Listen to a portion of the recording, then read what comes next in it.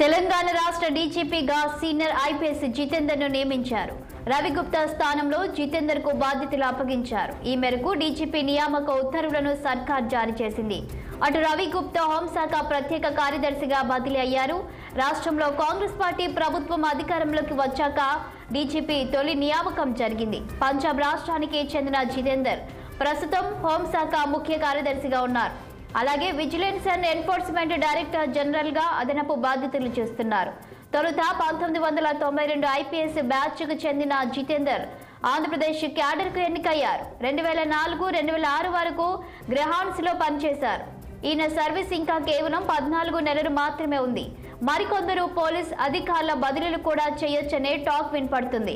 అటు నూతన డీజీపీగా నియామకమైన జితేందర్ సచివాలయంలో ముఖ్యమంత్రి రేవంత్ రెడ్డిని మర్యాద పూర్వకంగా కలిశారు.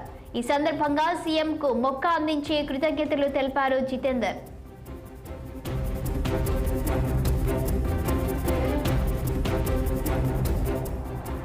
ఇక ఇదే అంశంపై మరింత సమాచారం మా political bureau chief Ram phone line అందించడానికి సిద్ధంగా ఉన్నారు. చెప్పండి రామ్, డీజీపీగా జితేందర్ నియామకంపై అప్డేట్స్ ఏంటి? రాష్ట్ర నూతన డీజీపీగా సీనియర్ ఐఏఎస్ అధికారి జితేందర్ ను రాష్ట్ర ప్రభుత్వం కొద్దిసేపటి క్రితం నియమించింది. ఈ మేరకు నియమించి ఉత్తర్వులు ఇచ్చిన అనంతరం వెంటనే రాష్ట్ర ముఖ్యమంత్రి సచివాలయంలో కలిసి పుష్పగుచ్చం అందించి ఆయన శుభాకాంక్షలు తెలియజేశారు.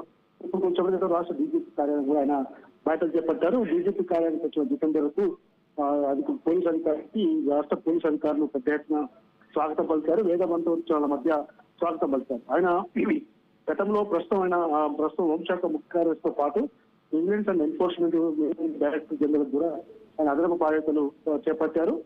పంజాబ్ రాష్ట్రానికి చెందిన ఐపీఎస్ అధికారి 1992లో ఆంధ్రప్రదేశ్ క్యాడర్కి ఎన్నికయ్యారు. 2004-2006 వరకు గ్రేడ్స్ కూడా పనిచేశారు. ఈయన తెలంగాణలోని పలు జిల్లాలకు ఎస్పీ కూడా పనిచేయడం జరిగింది. Thank you Ram.